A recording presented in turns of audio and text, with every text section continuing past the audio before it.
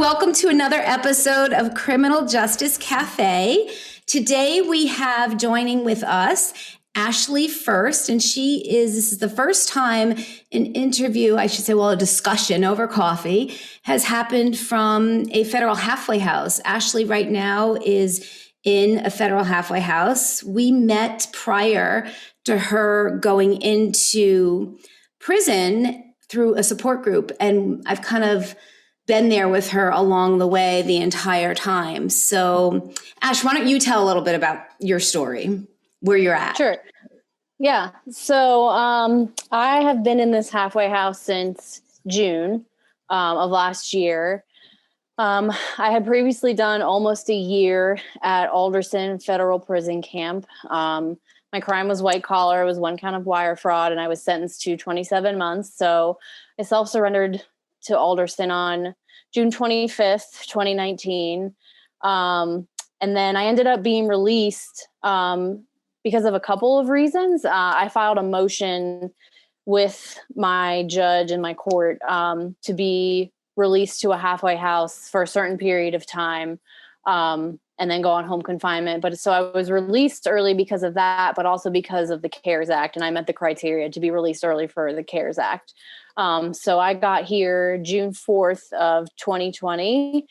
So I've been here since then, and I'm about to go on home confinement, hopefully on March 5th, but we'll see what happens with that. And then I'll be out of, the BOP system at the end of May. On May 25th is my release date. So, I've just been working. I do digital marketing and social media marketing for a company based in Colorado out here. So I'm just trying to get my life back together. I lost everything. I'm divorced. I lost my husband. I lost, family. I lost friends. So I'm just trying to really just put one foot in front of the other at a time. And I have good days and I have bad days. So I'm grateful for people like you and your group because there are some days where I don't know what I would have done without you when I was in prison and being here.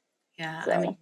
How was it for you? I remember I flew out to meet with you, to bring you to Alderson, and I went with you. And that was the first time I had ever seen Alderson.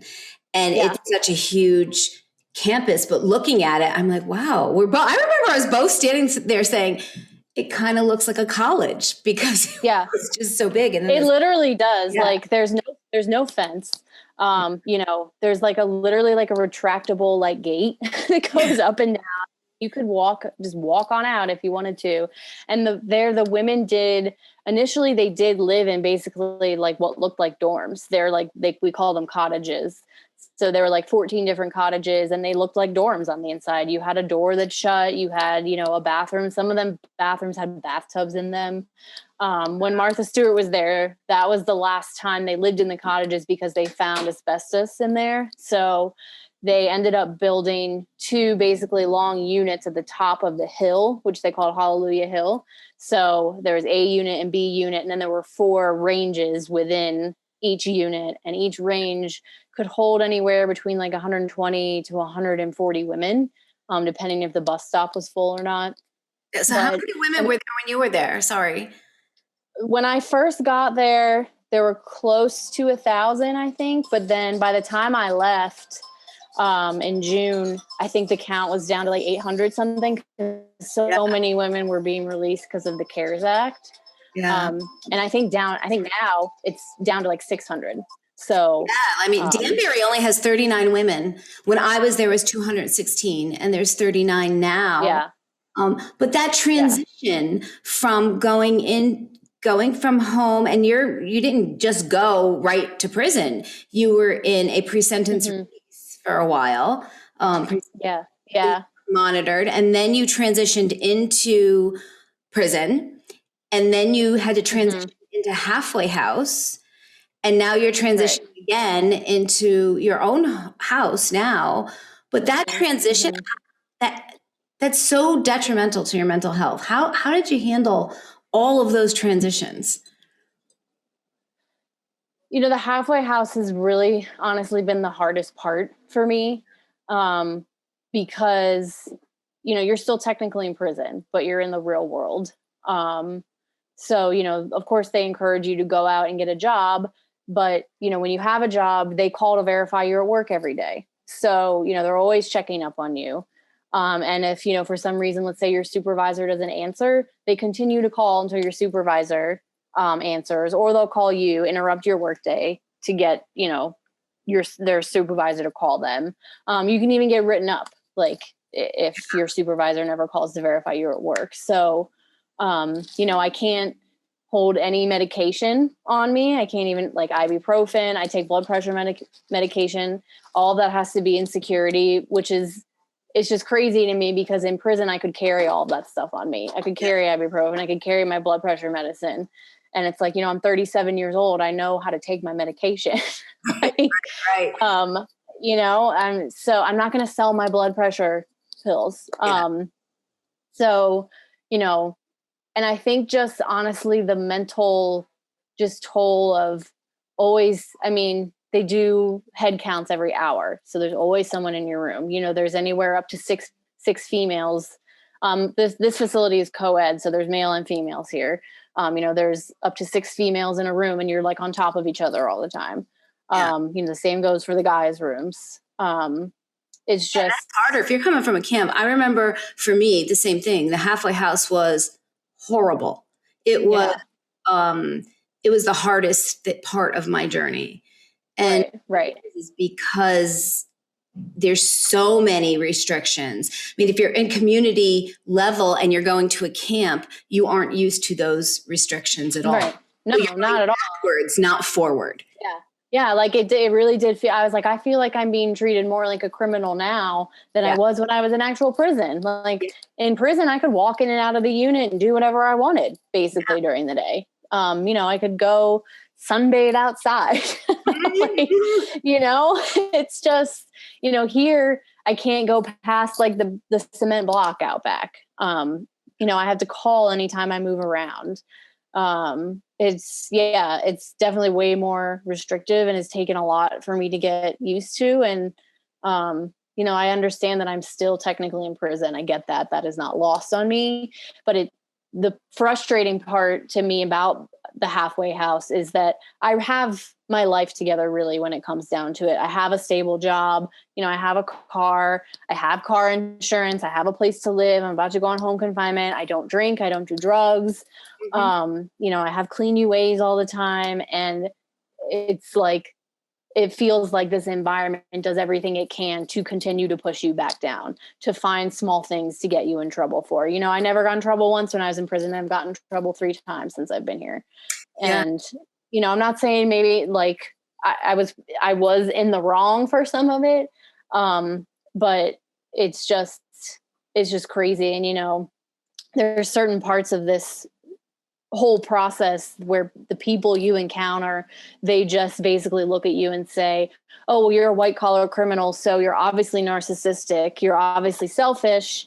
And you're never going to change your criminal way of thinking because you're just a selfish person. And you've had that issue with staff, right? Yes. Yeah. Like I have had a staff member, a high ranking staff member say to me, I don't like white collar criminals because you're selfish, you're narcissistic, you're incapable of changing your criminal way of thinking. And you're even worse because you're smart. So you'll do whatever you can to get what you want. And I'm like, it's like looking at all drug addicts the same way. Like we are not all white collar criminals are the same. And I think that the thing about it is for you, from day one, I've known you for quite a long time now. You've always taken responsibility, accountability. You have owned up your part of anything that you've done wrong. And you really have worked on yourself. I've seen such a transformation. You've worked on yourself and did the programs in prison. And then CARES Act rewards you for doing all of that. And then you are put backwards in a system that is supposed to be helping you move forward. And I felt the same way. I felt like I was held down and was not able to move forward. I was in a stuck position when I was supposed to be halfway home. And that's not the case. I didn't. It's like, I feel like this system targets people who've actually gotten out and done something right away. Like I got a job after being here a week and a half. It was a Goodwill, but I just wanted a job. Like, and I'm not above working in a Goodwill. Like, I don't care. I just wanted a job. Like, I had to start somewhere because I was completely starting from rock bottom. Yeah. And it just feels like, as they see people progress and get better and, achieve milestones, it's like they look for little things to push you back down, to remind you that you're a criminal, that you're always going to be a criminal. Yeah. And it's not right. It's not fair. And something needs to change. It's just unacceptable. I was telling you my last podcast, which I don't think you've seen yet, I talked a little bit about how when you have this felony on your back, you are a felon for life. There is no aspiration or nothing you can work toward to someday not be a felon. You will always have that. And I think when you're dealing with professional staff in a halfway house, they should be equipped to help you move forward away from that. And there's nothing, at least in this place I'm in now, there are no programs. There is nothing. And I was very lucky because I do have a very good education and I did have a career before I got in trouble. So, I came out and I knew how to navigate the job market. I knew how to find a job. I knew how to write my resume to kind of cover the lapse in employment that I had. Yeah. But, there's a lot of people that don't have that luxury, that don't know how to do it. And I have seen nothing from this place that helps people do that. There's nothing that, says, oh, here, let me sit down with you for 20 minutes and show you how to look on Indeed or on, wherever to find a job. Let me ask you. And then they wonder why people are sitting here getting high, It's like, you're not doing anything to help them. Yeah. Like you're not doing anything to help them. So when you got there, you had nothing, no clothing with you.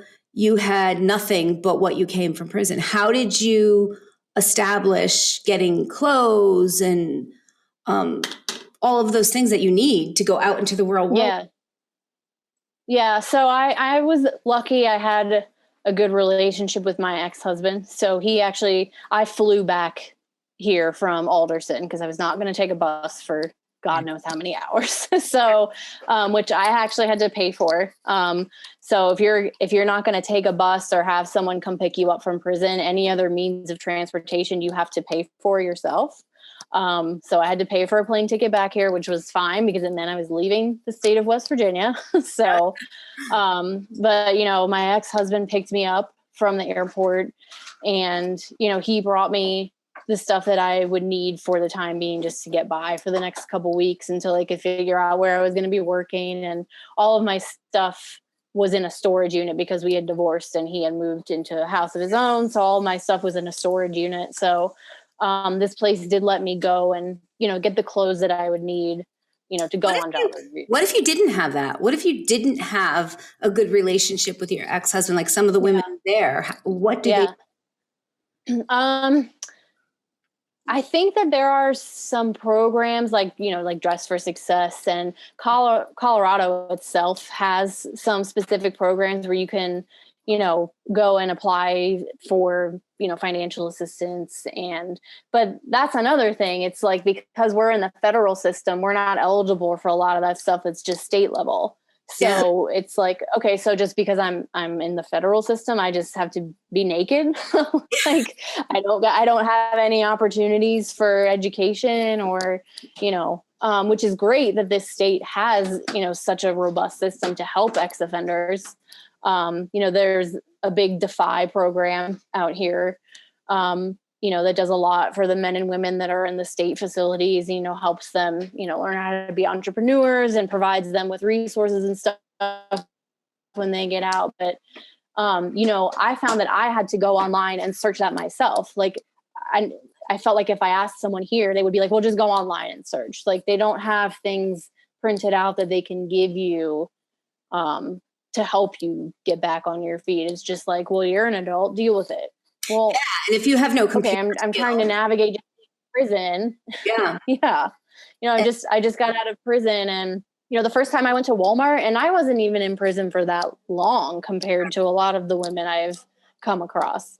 And the first time I went to Walmart, I had an anxiety attack because I felt like everyone was staring at me because I felt like uncomfortable in the clothes I was wearing, Right. So, and again, I wasn't even in for that long, Yeah. just almost a year. And making choices when you come So home I can't is even. possible. Yeah. Choices. I mean, I'll never forget. The day I left Alderson, there was a woman leaving who had been there for 20 years, and she only got 6 months in a halfway house. How are you going to only give someone 6 months that has spent 20 years of their life behind the fence? How are you only going to give them 6 months to get back on their feet, to navigate the technology and all the things that have changed? I mean, she showed me her license and she looked like a completely different person. Like, you wouldn't have even known it was the same person. Wow. And then obviously her friend group, 20 years. Yeah. I mean, yeah. 20 years, and you're expected to learn how to start your life over in 6 months. Yeah. Like, we used to joke in prison, it's a setup. Like, it literally feels like a setup for failure at every turn.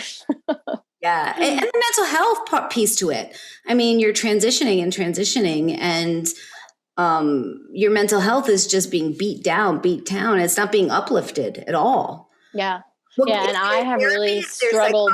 Social workers in the halfway house to help with that? There is a therapist, but you have to get it approved by the BOP to get treatment, which, I had been struggling for a few months. I have a lot of other stressors on me besides just being in a halfway house. Right. I have attorney issues, I have bankruptcy issues, I have tax issues. And, I was not coping well. So I went to my case manager and asked if there was a therapy program that I could get into, and there is, but you have to go through all the paperwork with the BOP, and then you have to do an interview with the doctor with the BOP for them to verify that you do actually need therapy. Yeah. And you would thankfully, think everyone at the halfway house does need therapy.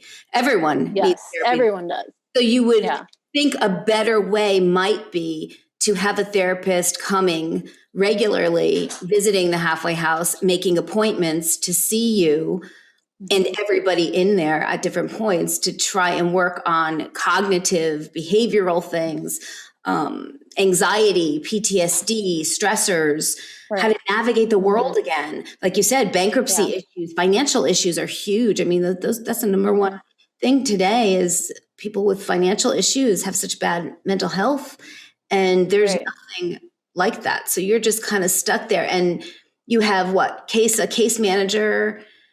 How many people oversee you?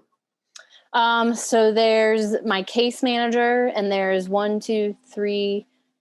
case managers. I actually love my case manager. I feel like I can go to her if I have an issue. She's never once judged me. She's never once, talked down to me. I feel like last night I went to her because I was having a meltdown about something, and, she sat there and talked to me for 20 minutes. So, all the case managers here are very good. For the most part, I think they really do try to help you if you show you want to take the initiative to help yourself, because they are overloaded. There's only 4 of them, and there's 65 people, I think, here right now, plus another 60 some on home confinement. So, 4 case managers, 120 people, that's 30 people per case manager. That's a lot. People starting their lives over to help. I mean, life over. Yeah. And, I'm sure the same thing when you went to Danbury. When I got to Alderson, you get appointments with every department. So I had a psych appointment when I got there. I went to HSU, I went to commissary, I did all that stuff. I feel like, especially the mental health aspect should be, you should have to meet with a therapist as soon as you get out of prison and come to a halfway house. Oh, absolutely. I know in Danbury, I went, one of my best friends was the therapist. I'd go to him every day, the psychologist, and I knock on his door and have a conversation. It was much needed. And when I got home, it was just, the halfway house did not have anything. Nothing. They had no resources. I remember getting in trouble in the halfway house because I was teaching the other women how to use Word and Excel. They had one computer in the basement. Yeah. And there was some of the women that didn't have any any computer skills. So I said, oh, well, we can do a Yeah. class. I'll teach you Word and Excel. And I was not allowed to do that. And Yeah. that to me is They astounding. just built a computer lab before I got here. So there's 3 computers up on the 2nd floor. But, I have my laptop here. I'm talking to you on my laptop. I had to get it approved by the program director, but they will let you have, laptops or tablets as long as, you have a justifiable reason for having it. Sometimes I work from here. So that's why I was able to have my laptop. But that's a nice even change. then, It's a nice change because when I was in the halfway house, that was not, we weren't even allowed to have smartphones.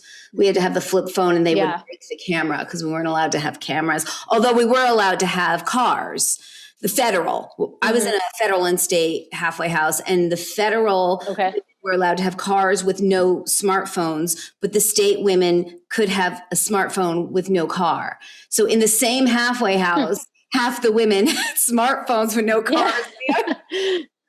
The other, it was we can have smartphones unless you're a sex offender. Then you cannot have a phone with access to the internet, obviously. Makes sense.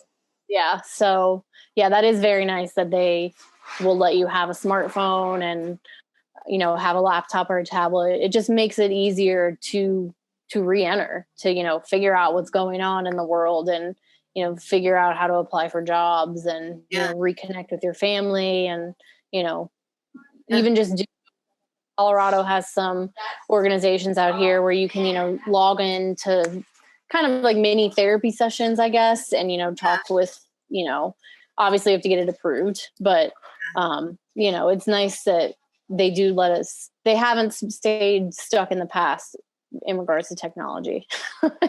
So what's next for Ashley? I mean, now you go to home confinement. So what does that look like? So I have an ankle monitor put on. I actually have one on now. It's GPS enabled. You have an ankle monitor? Yes. Yeah. Wait, you're in the halfway house being monitored by the halfway house, head counted every hour, and you have an ankle. Does everyone have an ankle bracelet on? A lot of people do. Yeah. For what purpose if you're there and they're monitoring you? I think so the second time I got in trouble, I was off location. So I had stopped at like a park before I went home from work. So, so they felt like I was trying to escape. Okay. Yeah, it was, So, and it was during that period of time I just talked about where I was having a lot of trouble processing everything that was going on with me. So, I had finished work early. It was a super nice day outside. I was like, you know what, I'm going to go sit and like listen to a podcast and clear my head before I go back there. And, they can take your phone and search it at any time, which they do randomly. And so when they took my phone to search it, they went into my location history and they found that I had been at a park. So I got an ankle monitor put on me for that. Wow. Yeah. And the expense of the ankle monitor, who pays that? Do you pay that or do they? So right now, actually, all that is waived because of COVID. So I haven't had to pay subsistence or anything since I've been here. But you do have, if they were charging subsistence, it's 25% of every paycheck. Wow. And that's a lot. Capped. It's capped at like $700 a month, I think. But even then, you can find an apartment, a way nicer place than this for almost that much a month. So I'm lucky that I have not had to pay subsistence, so I could try to save up some money before I, move out on my own. But now you're going out on your own and you still have your ankle monitor for how long? So I'll have it up until my release date of May 25th. So, and then the way it works for home confinement is that you have to have a landline. So I had to have a landline installed at $40 a month, another expense. So, because even though you have the GPS on and they can see where you are, they have to be able to call and verify that you're at home. Cell phone. Yeah, I have a cell phone. Yeah. They can look at the GPS, know you're home, but they still need to call on a landline to know you're home. Yes. Well, that makes sense to me. Right. Because I love paying $40 a month for a line. How common sense to that to me. Yeah. And it's so interesting to me because there are other women that I talk to who left Alderson around the same time as me, and they didn't have to have a landline. One of them went home on home confinement, didn't even have an ankle monitor. Yeah, I do know it's different for everyone. It's different everywhere. Like, I don't understand why there's not one uniform system. Like, I think in Maryland or something, there's an app where your probation officer or the halfway house can track where you are. Yeah. So it's just Connecticut. It's just crazy that they're relying on these ankle monitors and, landlines and it's different everywhere. It's just, I don't understand. Plug yourself in, right? You have to charge that ankle monitor. Yes. Yeah, I do. And, I actually just got a new one put on today because the old one I had, you had to plug it in overnight. And so, I'd have this cord like wrapped around my legs and like I would unplug it in the middle of the night and it would only hold like an 8 to 10 hour charge. So the new ones that they gave us, it'll hold a charge for up to 60 hours. So and the way you charge it is you like slip this little like beacon thing over the top of it to charge. So it's way nicer than the other one. But again, you have the ability to track me on my phone at all times. How large is this thing? Can you show us? Is there a yeah. See. Can you see it? Wow. It's big. Yeah, this is smaller. This is my hand. So yeah, this is smaller than the other one I had on too. Yeah. So when you're at work, you can't hide that. No, I mean, I bought bootcut jeans, but the people I work with are all super understanding. They're not judgmental, and it's a smaller like co-working space. So I wear it. I rock the ankle monitor. Like, my situation is what it is. I feel like that's part of the process is owning up to your past. And, if someone doesn't want to talk to me because I have an ankle monitor on and they have some preconceived notion of me, then I don't need you to be fake nice to me. I don't need you in my life. Well, it sounds like I only want people around.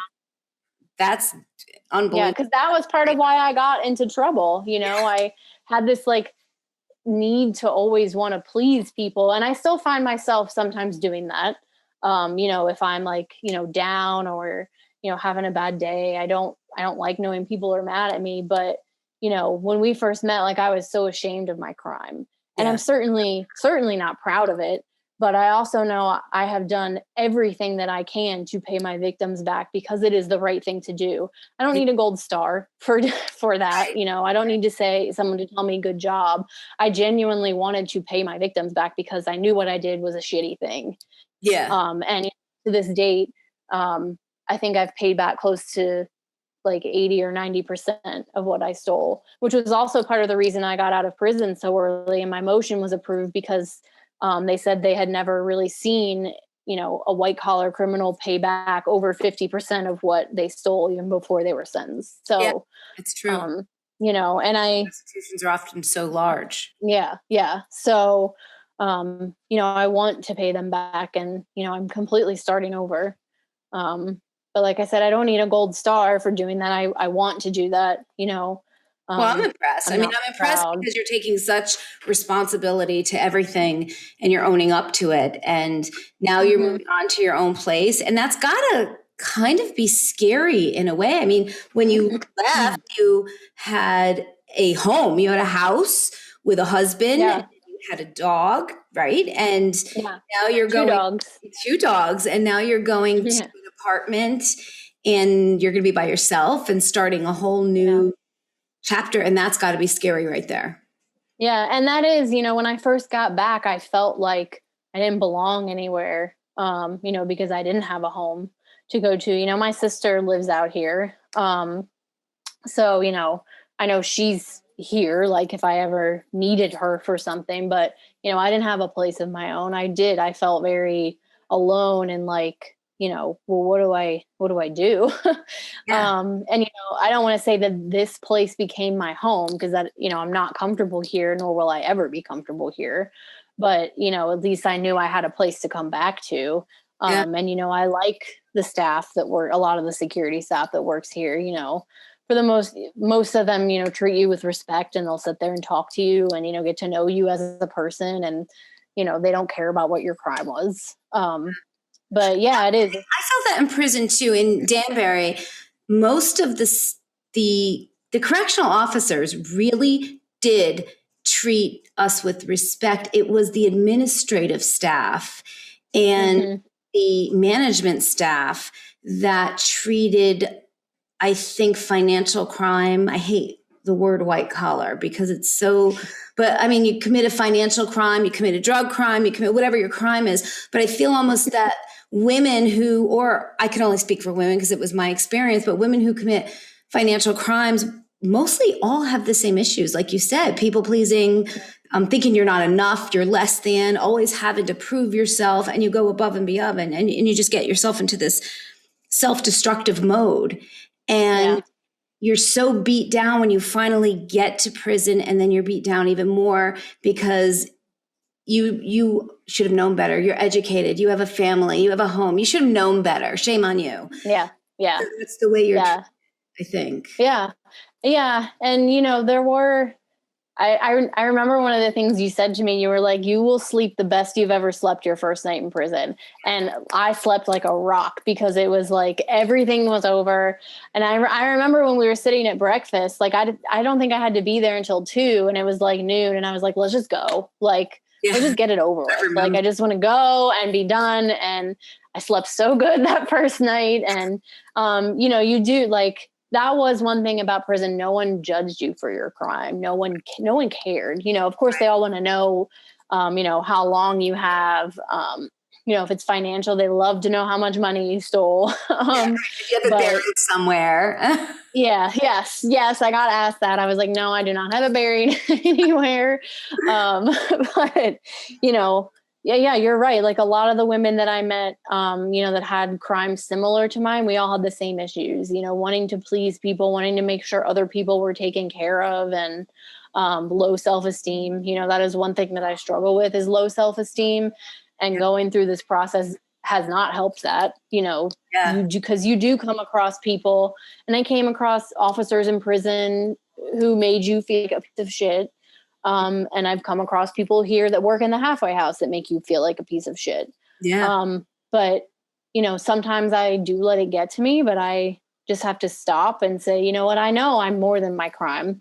I've done everything I can to make things right, and I'm trying to be better. And, I'm going to have bad days. And of course I might slip into old patterns of thinking every now and again, but, it's just about looking at how far I've come in such a short time, because I haven't even really been out of prison in a year, for a year. So, just thinking about how far I have come is a big part of just making sure I can keep putting one foot in front of the other. But, even going to prison, that was when I actually had to confront all the bad things about myself. It's hard. I did it. It's hard. Really hard.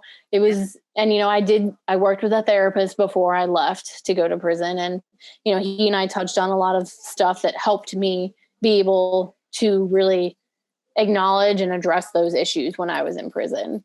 Yeah.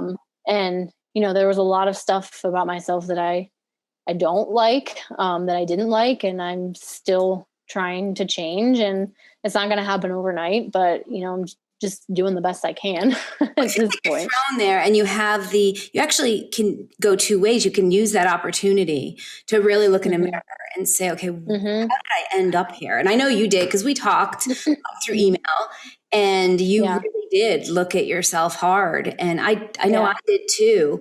And when you come home, you're now faced with all these other obstacles, and you got to go and you got to get a job now. And it's not like this felony is going to go away anytime soon, forever.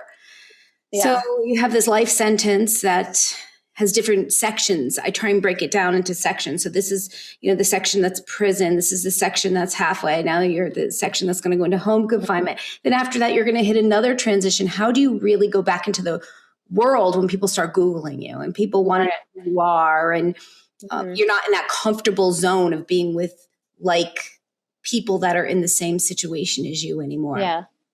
I mean, God, I wish the internet had never been invented sometimes, because I mean, you Google my name and you get a whole treasure trove of articles about me. And, it is what it is. I can't change that. I know there are initiatives in place. Like, I think I shared an article with you in like Boston, like the newspapers and, and other, organizations are working to try to remove like the tags from people's names and articles. And so to give them a fair chance, because, if someone hasn't taken the time to know me and they just Google my name, of course, they're going to think I'm a terrible person. They're going to think I'm greedy. They're going to think I'm selfish. They're going to think I'm a piece of shit. But I know I'm not.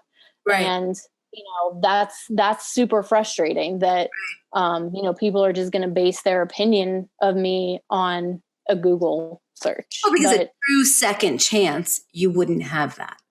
Right. So, right. Society says we want to give ex-offenders this true second chance, the Second Chance Act. But is it really a second chance? It really isn't, because no matter what, if they do a background check, you're coming up.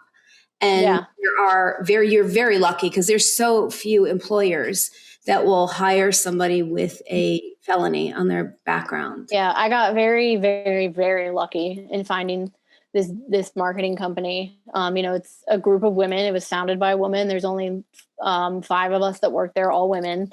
And on my final interview, I told her about my situation, and she literally didn't even blink an eye. I actually found out, after working there a couple of weeks, we had gone to there's a women's correctional facility like right down the street actually from our office. And she and actually a client of ours had gone to speak to the women there about, how to rebuild your life, how to, take an inward look at yourself and know that you're capable of being more than just your situation. So I was very, very lucky to have found this company. You're very talented too. Very talented. I'll talk to you a little bit here. Ashley has done a lot of work on our website, and we switched hosting companies, and she took care of it all. And so if you look at www.evolutionreentry.com, that's Ashley's work, and she's wonderful at what she does. So give yourself credit too. Well, thank you. You are very talented. Yeah. Well, thank you. That's true. They were able to look at my professional past and say, what can she bring to this organization, rather than just looking at my personal past and the mistakes that I've made. And I wish there were more employers out there like that, hopefully within time. But, you're right. It's not really a true second chance, as long as someone can Google your name and they come up with 50 different articles about you and your crime. It's true. So, and I can say till I'm blue in the face, but you get a tax credit if you hire me. Here I come, I bring my tax credit. But, carry that sign around you, just as tax credit. Yes. Yeah. So, yeah. But well, I think I'm very lucky. Places. I really do. I think you're going places. And the one major piece to why you're going to be okay is your transparency. I think that a lot of women come home and they want to forget and just put it aside. And because of the internet and this lack of second chance that you get, it's very hard to do that. And I think that's why I didn't. I decided that I was just going to embrace my past and learn from it and try and help others understand where people who make mistakes come from, that you are not your past. You're just not. Yeah, I agree. I think you and I have that same mentality. Like, I cannot change the past. Of course I wish I could, but I can't. So this whole process is a part of me now. And, it's changed me for the better, I think. So, I just have to embrace it, because I can't change anything about it. Right. My background is really, and, my background is really heavy in the lobbying world, actually. So, eventually down the road, I'd love to get into working with a lobbying organization that's working on criminal justice reform, because I just met so many women in prison who, have never been afforded the opportunities that I was lucky that my parents gave me. And I'm so lucky that my parents, gave me an access to a great education and always supported me in everything that I wanted to do. I met so many women who did not have that opportunity, that had to turn to selling drugs or selling guns just to put food on the freaking table for their kids. So it's like, and because they were trying to provide just in a different way than, I did, or you did, or, any of the women in our group, they're stuck with that for the rest of their lives, no matter how many changes, they've made to themselves personally. So, and again, just being stuck here in this halfway house for as long as I have, and, really experiencing what the system does to people. It's made me, I guess it's kind of so important. I just had a conversation with one of the women. We have a support group, in case anybody doesn't know. We've been talking about that a little bit. And in our support group, somebody told me that they were worried about me because I was burning the candle at both ends and I was helping too many people and I needed to bail. And I thought, well, that's a cop-out. No, I don't need to bail. This is an important topic. And I think that not enough women come out of that shell that they're in because they're so afraid of the transparency. And it's important. It's an important topic. And I commend you. I really do, because it's hard to get women to come on the show and knowing that people are going to watch it. And it needs to be watched. It needs to be seen. Yeah. I mean, just like how you were such a resource and a help for me, like I want to be that for other women, because, that is what's, I guess, kind of special about being in prison, is that these women you meet, you have a connection with for the rest of your life. Yeah, you do. Because you went through such a traumatic and growing experience together. Like, I can talk to my best friends back in Maryland and DC all day long about what prison is like, but they're never going to really understand. Right. They're not going to understand what it's like to wear those horrendous khaki uniforms and have your shirt tucked in all the time. And the you have to wear. God. So, there's this community of women now that, that bond is. It is a huge bond. And I often feel that, I say it quite to my husband a lot, that I feel like I'm this square trying to fit in this circle, where my friends who are dear, and none of them judge me and they stuck by me, but they don't understand. And I feel like I don't fit in often, because my mind is always, and it is always, on women in prison or criminal justice reform. And I sleep it and I eat it, and I'm in school getting my degree in criminal justice, and it forever changed me. What I experienced forever changed me. And the women that I see that are going through it has forever changed me, all of you, because there's really no common sense to a lot of it. There's no common sense how you were put in a halfway house, but I have so many other women that I work with that went right to home confinement, or some that are still in prison that didn't get released at all and have a husband, a home, a job, and they're still in a camp. And it's just different in every single camp, all depending on the warden and the administrative staff. Yeah. Yeah. And I mean, I think, like I said, you and I are so similar in that regards. Like, I just, something needs to change. Something needs to change. And if I feel like, I went through this, I got caught for a reason. I went through this whole experience for a reason.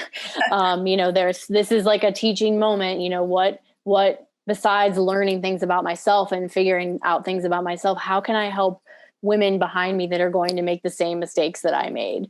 Right. Because, it's just, I can sit here and say it's not fair and,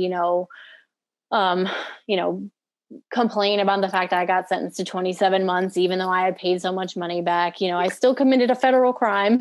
I still needed to be punished. But, there's just certain parts of this whole process that, wear you down and make you feel worthless. And it doesn't have to be like that. It doesn't, my judge said that she felt prison was rehabilitative, and I call bullshit on that. It's not rehabilitative. It's punishment. It's punishment.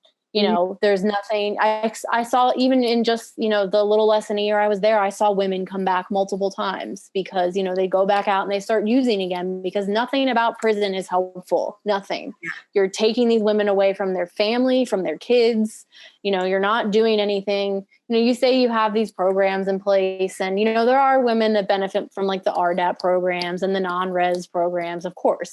But, you know, that still doesn't really prepare you for the slap in the face that the real world is when you get back with the stressors that you left when you went to prison. They're still there waiting for you when you get out, you know, especially if you don't have anyone to support you and be around you. You could slip back into your old ways. And, you know, that's why it's so important for me to, you know, want to be a resource for women so they feel like they have someone there. You know, I felt, you know, my relationship with my ex is not great anymore. And, you know, he was the only person that I really kind of had in prison besides you. Like if I didn't have you, I would have only had maybe one or two other people to talk to. And, you know, going through this process, you need a good support system. So you really do. I'm grateful for people like you to have created, you know, programs and groups like you have to help women like me and women that are going to be making mistakes. You know, it's just a part I'm excited that you're going to join our group and be one of those women who help other women because you have so much to give back. You really do. You've really done the work and you're really a wonderful person. I love talking to you. I love watching you grow and I am excited to see what's next for you. Thank you. Thank you. So you got to come back and be back on the show when we're huge and big and we have 1 million followers. Exactly. Right now, the 33 people that follow us. That's fine. We're at least hitting those 33 people. Exactly. Okay, well, I am so excited that you are here. And even from a halfway house, you took the time out. There's very few people that would do that. So thank you. And the time difference too. What time is it where you are? It's almost 8. So that means it's almost 10 where you are. 10. I know. This is what I mean. Where people are saying I'm burning the candles, 10 o'clock. Yes. I'm ready to have another conversation with someone. So you are going to come back again and we will see a lot more of you. Check out evolutionreentry.com. And if people want to talk to you, Ashley, how do they get in touch with you? You know, they can send me an email or, you know, if they want to contact you directly, I'm more than fine with you giving them my contact information. You know, I have nothing to hide. I'm an open book at this point. criminaljusticecafe@gmail.com. If you want to talk to Ashley, she'd be more than happy. Any woman out there who wants to talk to either one of us, please reach out because you really do need that support. And we have a lot of women that are there for you. So until next week, we will see you and have a great week. Bye.